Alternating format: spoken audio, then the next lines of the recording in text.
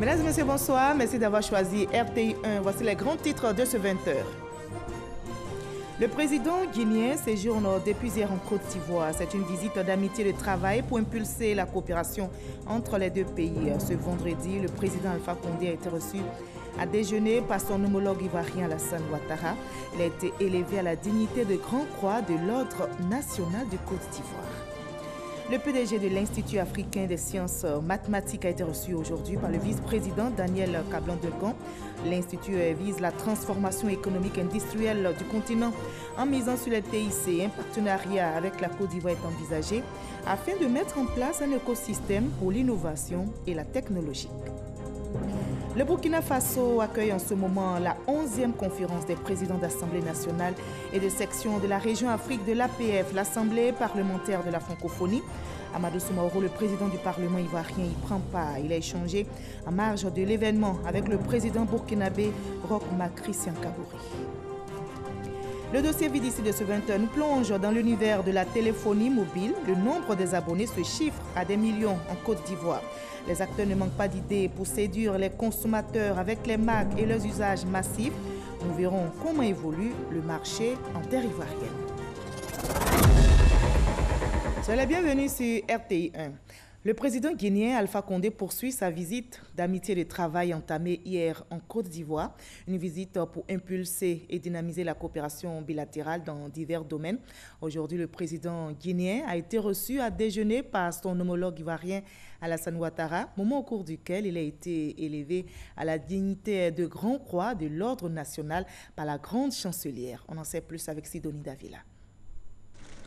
En terre ivoirienne, pour une visite de travail et d'amitié de 72 heures, le président guinéen Alpha Condé a été reçu à déjeuner par son homologue ivoirien Alassane Ouattara. La volonté d'insuffler une nouvelle dynamique à la coopération ivoiro-guinéenne est si importante que les deux chefs d'État n'ont pu s'empêcher de l'évoquer au cours du déjeuner. Nous avons noté que le volume des échanges entre la Côte d'Ivoire et la Guinée reste très modeste et ne reflète pas les remarquables potentialités économiques que possèdent nos deux pays. Votre visite nous a donné l'occasion d'examiner les voies et moyens de dynamiser nos échanges commerciaux et de renforcer la coopération entre nos deux pays. En effet, les opportunités d'investissement sont nombreuses dans le secteur agricole, les services, la petite industrie ou encore le commerce.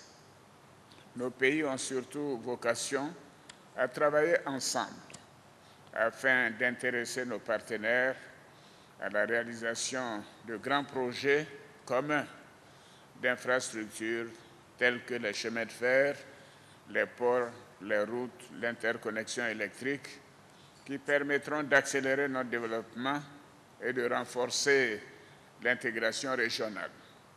Le chef de l'État, Alassane Ouattara, a saisi l'occasion de ce déjeuner pour élever le président guinéen Alpha Condé à la dignité de Grand Croix de l'Ordre national. Tout en portant un toast, les deux présidents se sont dit confiants qu'il existe encore de grandes possibilités d'approfondir la relation bilatérale. Aucun de nos pays ne peut se développer seul parce que nous avons un marché étroit. Donc ça ne peut pas nous épanouir, il faut qu'on ait un marché plus large. Nous avons une population jeune. Avec une nouvelle technologie et l'accélération de l'histoire, nous pouvons très rapidement rattraper notre retard, à condition qu'on maîtrise le savoir des nouvelles technologies, qu'on ait l'énergie et les infrastructures, ce qui va nous permettre de transformer nos matières premières sur place. Et cela, je citais les optimistes, parce que les jeunes Africains n'ont rien à envier aux Européens ou aux Américains dans la maîtrise des nouvelles technologies. Ils maîtrisent aussi bien que les Européens. Donc nous avons aujourd'hui le savoir, les matières premières, une population jeune. Nous allons donc continuer à coopérer.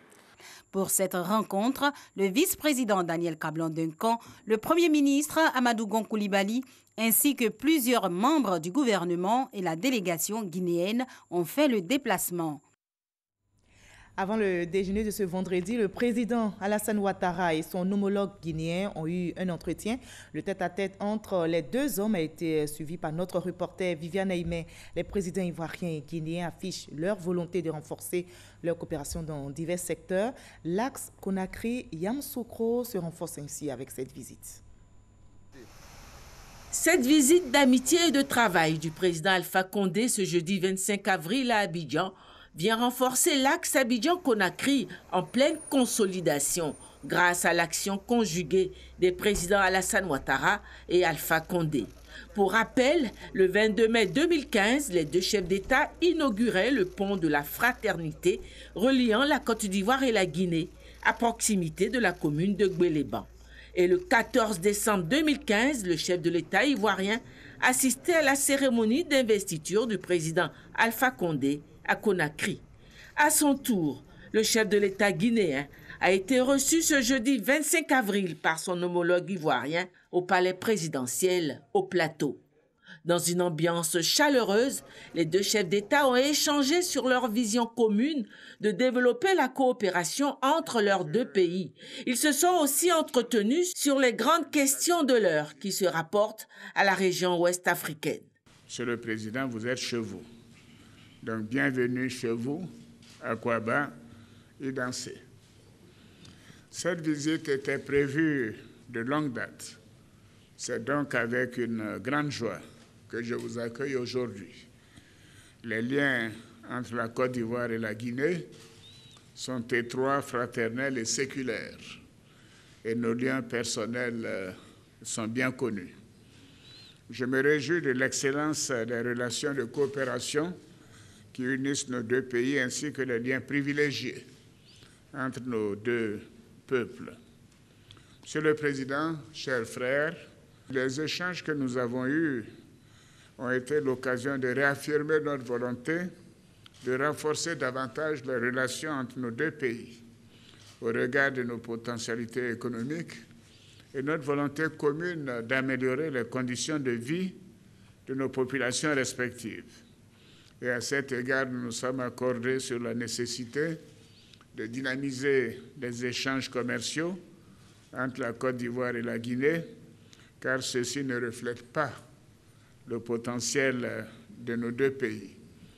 Dans cette optique, nous sommes convenus de l'organisation des assises de la 3e session de la Grande Commission mixte de coopération ivoiro-guinéenne. À Abidjan, une date à convenir d'accord partis en vue d'impulser et de dynamiser la coopération bilatérale entre les échanges commerciaux dans divers domaines, notamment l'exploitation des mines du Mont Nemba et d'évacuation des minerais de fer de l'Ouest sur le port de San Pedro, l'interconnexion ferroviaire des ports de San Pedro et de Conakry pour permettre l'exportation des principaux produits dans les deux sens, l'amélioration des infrastructures ferroviaires et routières reliant nos deux pays, et le projet d'interconnexion énergétique entre la Côte d'Ivoire, la Sierra Leone et la Guinée et le Libéria. L'agriculture, le rapatriement volontaire des réfugiés ivoiriens. Nous avons également évoqué la persistance du terrorisme, avec la recrudescence des attaques meurtrières dans certains pays de l'Afrique de l'Ouest. Et enfin, nous avons évoqué la signature de l'accord sur la zone de libre-échange continentale, le ZLEC, dont la Côte d'Ivoire vient de déposer les instruments de ratification auprès de la Commission de l'Union africaine. Je suis très fier vraiment de ce que vous avez fait en prenant un pays qui sort de guerre et en faire aujourd'hui un pays où on aime venir. Et j'étais particulièrement heureux lorsque j'ai eu à présider la réunion entre l'Union africaine et l'Union européenne. Et j'ai dit publiquement que la Côte d'Ivoire a mieux organisé que ce que nous avons vu en Europe. Donc c'était une fierté pour nous de voir qu'un pays africain pouvait recevoir l'ensemble des chefs d'État africains et européens mieux que l'Europe ne l'a fait. Et je n'ai pas manqué de le dire publiquement. Aussi, lorsque j'ai eu besoin de vous, vous avez envoyé des cadres de l'agriculture et de l'élevage qui sont venus en Guinée, et ce qui fait qu'aujourd'hui, nous avons relancé notre politique agricole. Grâce à votre coopération, aujourd'hui, nous avons commencé l'élevage de porcins, etc. Nous souhaitons renforcer nos relations avec la Côte d'Ivoire, parce que c'est les mêmes peuples. Nous avons les mêmes préoccupations et les mêmes risques, parce que nous avons une zone frontalière où il y a beaucoup de minorités, où il y a eu beaucoup de circulation des armes à cause de la guerre du libéral de Sierra Leone. Donc c'est une chose extrêmement fragile, d'autant plus que c'est habité par des minorités qui se retrouvent en Côte d'Ivoire, en Guinée, au Libéria, et qui ont eu à s'affronter militairement, et qu'il y a beaucoup d'armes qui circulent. Donc le point de sécurité est vraiment extrêmement important pour nous aujourd'hui. Nous devons faire très attention au développement du terrorisme, parce qu'aujourd'hui, tant que c'était le nord du Mali, mais aujourd'hui ça descend, c'est-à-dire quand c'est des Touaregs, c'est facile d'arrêter un Touareg aux frontières, de ne pas les laisser rentrer.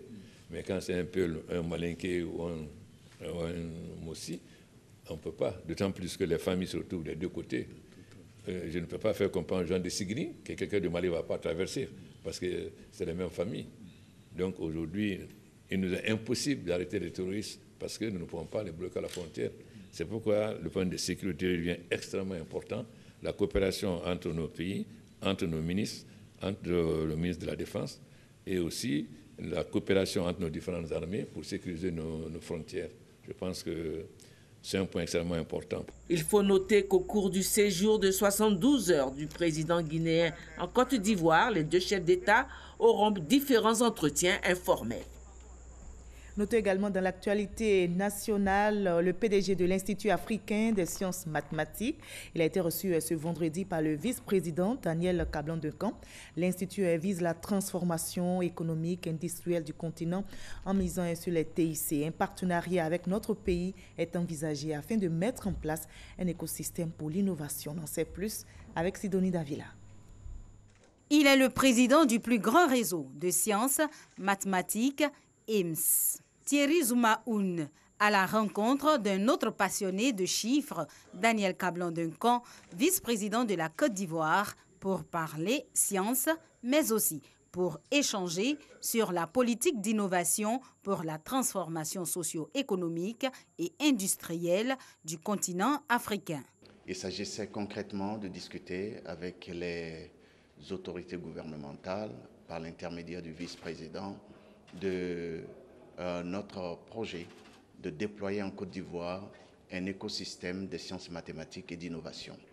Ce que nous entendons par là, IMS, l'Institut africain des sciences mathématiques, c'est le plus grand centre, le plus grand réseau de centres d'excellence en sciences mathématiques et applications.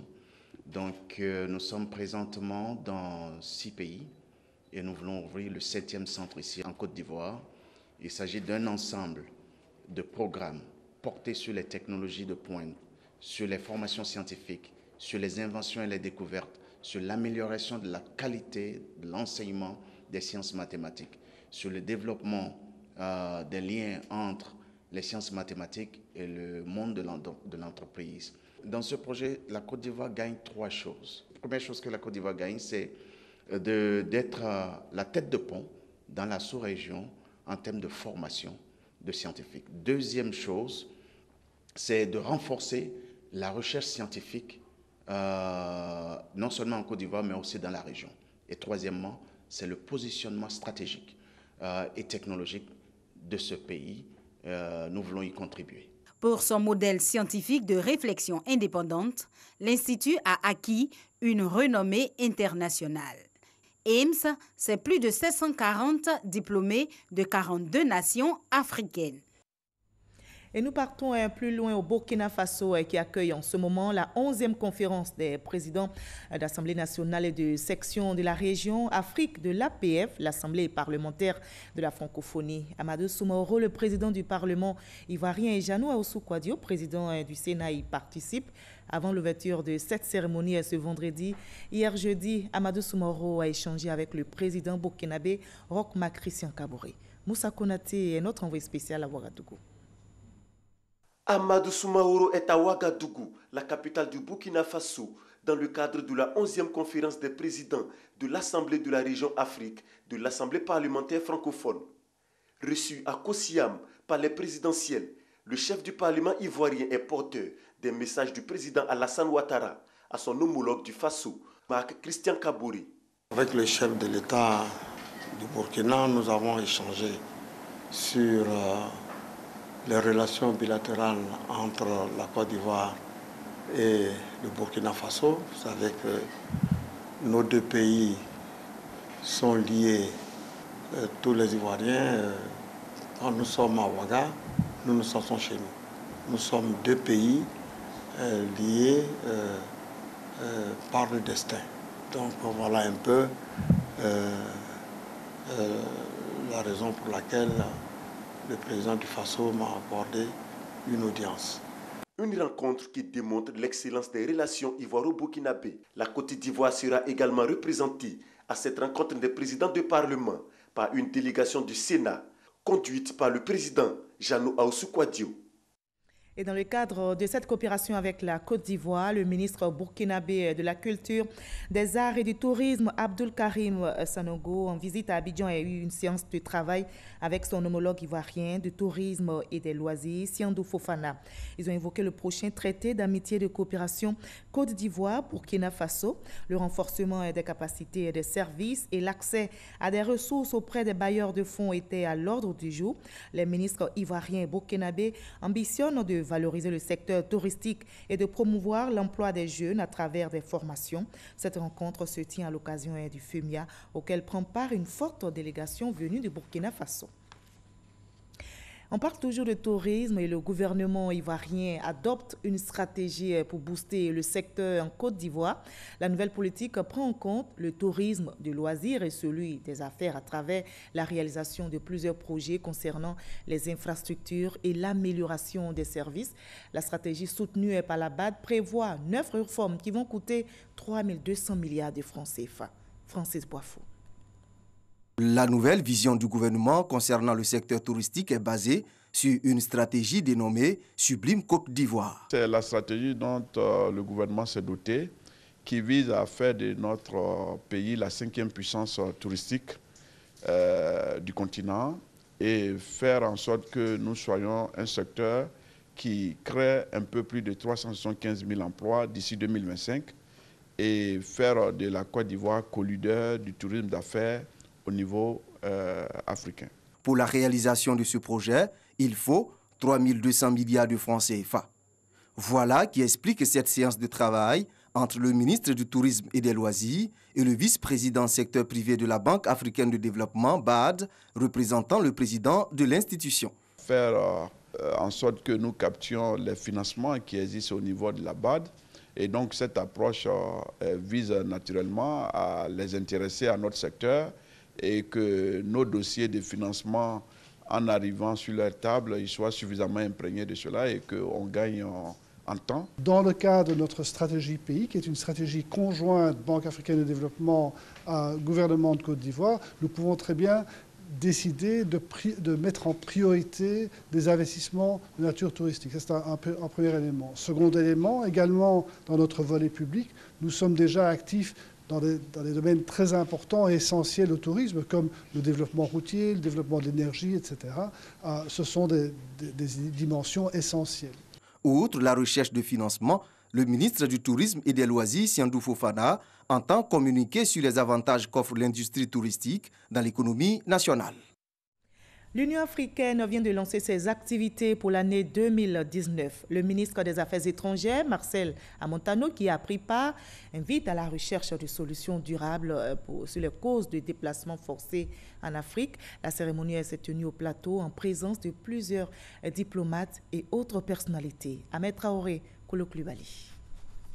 Année des réfugiés, des rapatriés et des personnes déplacées vers des solutions durables aux déplacements forcés en Afrique, thème de l'année 2019 de l'Union africaine. Au cours de cette rencontre, Marcel Amontano, ministre des Affaires étrangères, a invité les États à mener les réflexions sur les causes des déplacements forcés en vue d'y trouver des solutions durables. Pour le chef de la diplomatie ivoirienne, l'organisation africaine entend ainsi rappeler aux États leurs obligations vis-à-vis de ces personnes et les encourager à poursuivre leurs efforts en matière de protection et d'assistance en prenant en compte leurs besoins. Le choix de ce thème s'inscrit dans le cadre de la commémoration du 50e anniversaire de la Convention de l'OUA de 1969, régissant les aspects propres à la question des réfugiés en Afrique d'une part, et du 10e anniversaire de la Convention de Kampala de 2009 sur la protection et l'assistance aux personnes déplacées internes en Afrique d'autre part. Une initiative jugée opportune par la représentante de l'Union africaine en Côte d'Ivoire. À la fin de cette cérémonie, la directrice de la DARA, la Direction d'aide et d'assistance aux réfugiés et apatrides, a présenté le livre blanc pour l'année 2018 des activités de sa structure. Par ailleurs, le ministre des Affaires étrangères a remis symboliquement les cartes biométriques à 2 réfugiés. Les villes d'Aboisseau et d'Adzopé auront leur CHR. Ces 2 ouvrages vont coûter 57 milliards de francs CFA. Les travaux démarrent dans quelques jours et les édifices seront livrés dans 16 mois. Une convention, comme vous le voyez sur ces images, a été signée aujourd'hui à la primature et c'est le ministre Kobena Kwasi Agumani qui a représenté son collègue de la Santé à la rencontre avec l'opérateur chargé du projet. Le dossier VDC de ce 20 nous plonge dans l'univers de la téléphonie mobile. Le secteur a le vent en poupe. Le nombre des abonnés se chiffre à des millions en Côte d'Ivoire. Difficile aujourd'hui de se passer d'un téléphone portable. Ces gadgets ont remplacé l'agenda, la calculatrice, les lecteurs MP3 et MP4 et même nos ordinateurs. Les acteurs rivalisent donc d'idées pour séduire les consommateurs avec les Mac et leurs usages massifs. Christian Dago et Didier Nguessan nous expliquent comment évolue le marché ici en Côte d'Ivoire.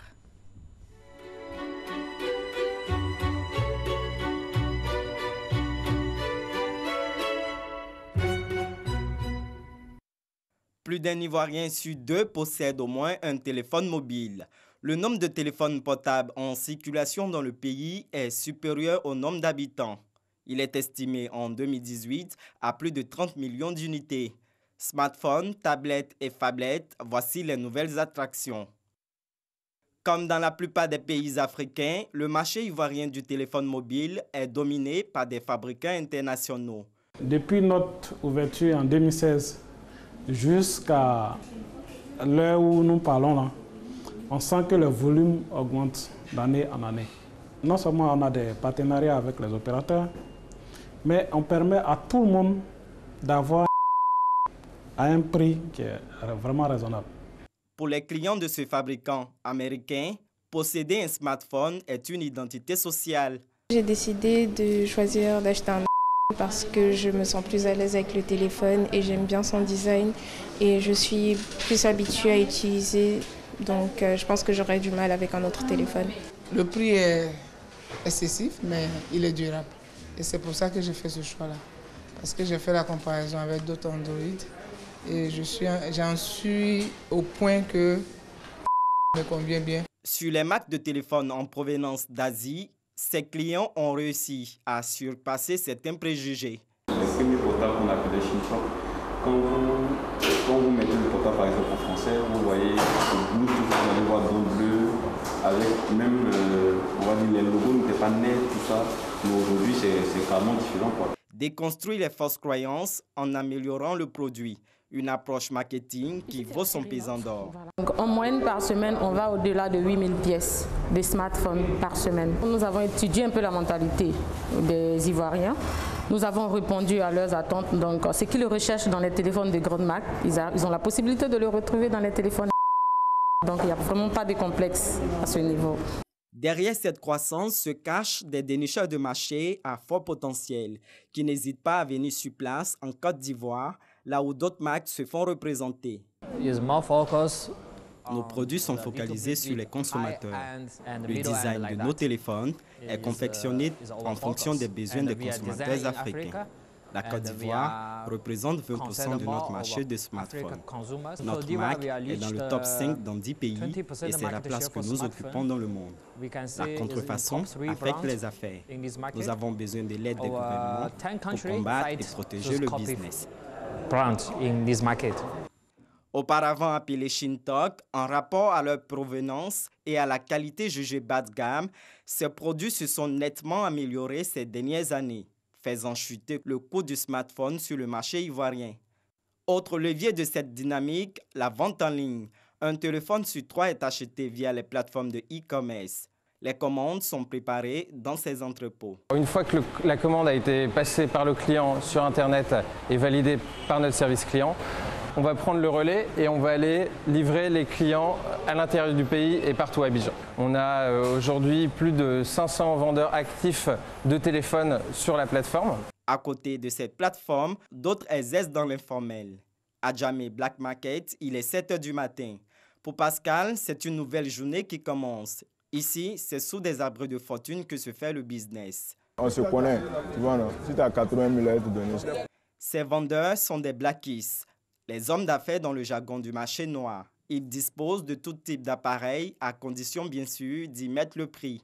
Un truc de 500 000, nous on peut vendre au moins à 450 000. Contrairement aux revendeurs agréés, ce marché a mauvaise réputation. La plupart des appareils vendus seraient d'origine douteuse. Parallèlement à la distribution, d'autres activités se sont développées autour du téléphone portable. Marcelin, ancien étudiant, s'est reconverti en réparateur. Je suis rentré dans la réparation depuis 2011. Je peux réparer environ 6 téléphones par jour. Je peux réparer au-delà, mais ça dépend aussi souvent des pannes. Pour les téléphones qui ont des services après-vente, moi je vais dans ces services-là que lorsque le téléphone du client est éteint et puis ce client est sous garantie. Pour garantir votre téléphone, dès que vous avez un problème, la première idée qui doit vous venir en tête, c'est de venir dans le centre de services agréés. La garantie que nous offrons couvre 12 mois. Il y a des conditions. On dit tout dommage qui est dû à l'utilisateur n'est pas couvert par la garantie. Avec l'arrivée sur le marché de nouveaux terminaux chaque année, la Côte d'Ivoire reste une terre promise des téléphones mobiles, à l'instar de la sous-région. Selon un rapport publié en 2016, l'Afrique subsaharienne, avec 6,1% de taux de croissance moyen, reste le marché le plus porteur du téléphone mobile. Voilà, téléphonie mobile, comment les acteurs séduisent les consommateurs. C'est un dossier réalisé par Christian Dago et Didier Nguessan. Le salon africain du drone a ouvert ses portes cette semaine ici à Abidjan. Au cours de ce salon, les professionnels du secteur maritime, portuaire et industriel ont mené des réflexions sur l'usage du drone. L'objectif est de sensibiliser à l'utilisation du drone professionnel et surtout de créer un cadre légal pour son exploitation rationnelle en Côte d'Ivoire. Le reportage de Jean Magagui et Franck Wadio nous sera proposé dans nos prochains journaux. Une rencontre entre le ministère de la Promotion et de la Jeunesse, de l'Emploi des Jeunes et l'Union des villes et communes de Côte d'Ivoire, UVICOSI, a eu lieu cette semaine également au plateau à Abidjan. Cette séance de travail entre dans le cadre des rencontres d'explication du programme social du gouvernement concernant le volet autonomisation des femmes et des jeunes entreprises par le ministre Mamadou Touré. On en sait plus avec Théodore Zouzou et Franck Wadio. Permettre à 500 000 jeunes d'obtenir un emploi durable et à 150 000 autres d'accéder à un stage, l'objectif de cette séance de travail. Le ministère de la Promotion de la Jeunesse et de l'Emploi des Jeunes et l'Union des villes et communes de Côte d'Ivoire UVICOSI échangent sur la question. Cette rencontre entre dans le cadre du programme social du gouvernement dont le 4e axe est de permettre l'autonomisation de la femme et de la jeunesse. Il s'agit de solliciter l'appui des maires de Côte d'Ivoire afin de réussir l'insertion des jeunes et des femmes. Nous passons à une phase opérationnelle au niveau de la mise en œuvre de cette politique et cela ne peut se faire que si l'ensemble des acteurs ne sont impliqués. Et les maires, pour nous, sont des acteurs clés qui nous permettront donc de toucher les jeunes dans les hameaux les plus reculés. L'initiative du ministre Mamadou Touré a permis d'évaluer la coopération entre les maires, de décliner la politique sociale du gouvernement à travers 4 dispositifs qui sont le renforcement des compétences, la mise en stage à l'entrepreneuriat des jeunes ainsi que les travaux à haute intensité de main-d'œuvre. Les maires de Côte d'Ivoire apprécient. Nous sommes, en tant que maires de Côte d'Ivoire, nous sommes déterminés à être des bras séculiers éclairés de la mise en place du programme social du gouvernement qui touche avant tout nos populations. Nous avons donné aussi notre parole pour que nous soyons toujours là quand on va nous appeler pour que nous puissions assurer justement ce programme social du gouvernement. Les maires seront plus impliqués, seront les points focaux pour que les problèmes de jeunesse, les problèmes d'emploi seront traités à la racine. Cette rencontre vient après celle accordée au ministre des Sports, du Tourisme, de l'Artisanat, de la Salubrité, du secteur privé et des chambres consulaires afin d'éviter la précarité touchant les femmes et les jeunes de Côte d'Ivoire d'ici à 2020. Et on termine par cette autre nouvelle concernant les jeunes. Les élèves précisément dans le secondaire pourront avoir leur moyenne du deuxième trimestre. Le SNESI, le syndicat national des enseignants du second degré, a levé son mot d'ordre de rétention des notes. C'est le fruit des négociations entre les syndicats et le ministère de l'Éducation nationale, de l'enseignement technique et de la formation professionnelle à Grand-Bassam. Le secrétaire général du SNESI appelle les enseignants à terminer les corrections des évaluations et à rendre les moyennes. Je rappelle, pour terminer ce journal, que le mercredi 1er mai est le jour de la fête du travail. Ce jour est déclaré jour férié chômé payé sur toute l'étendue du territoire par le ministre de l'Emploi, de la Protection sociale. Merci de nous avoir suivis. À 23h, retrouvez Michel Mambo. Moi, je vous dis à demain 20h.